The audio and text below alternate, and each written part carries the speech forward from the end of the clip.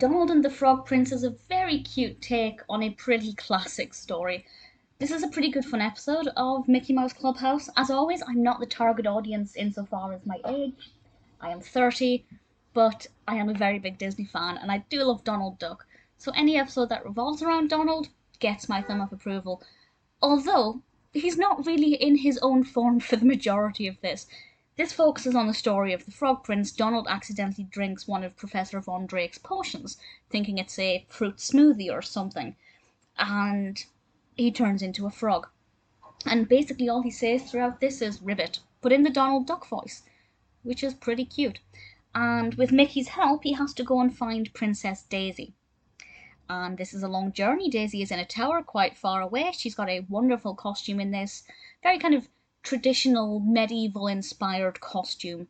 It looks absolutely fantastic, and on the journey there are a lot of opportunities for education. The children are invited to count steps with Mickey, and there are names of shapes and colours, a lot of very direct education, a lot of great information being given, encouraging children to interact and learn these terms and these new words that may be new to certainly younger individuals watching this. As always, there's a lot of interaction. Children are invited to say hello to Von Drake and suggest which Mouseketool is going to be used. It's a pretty standard setup for a Mickey Mouse Clubhouse episode in that regard. The only difference is that Donald is a frog. I thought it was a really nice way to introduce children to that story.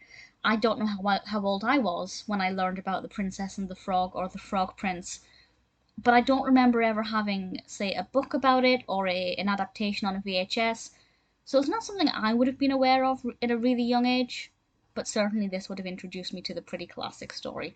It's good fun, it's well animated, the usual fantastic voice cast. Tony Anselmo does a brilliant job of ribbiting. He ribbits in the voice of Donald Duck. It works really, really well. Wayne Allwine, of course, is the voice of Mickey Mouse. It's good fun. I really liked it. There are several others.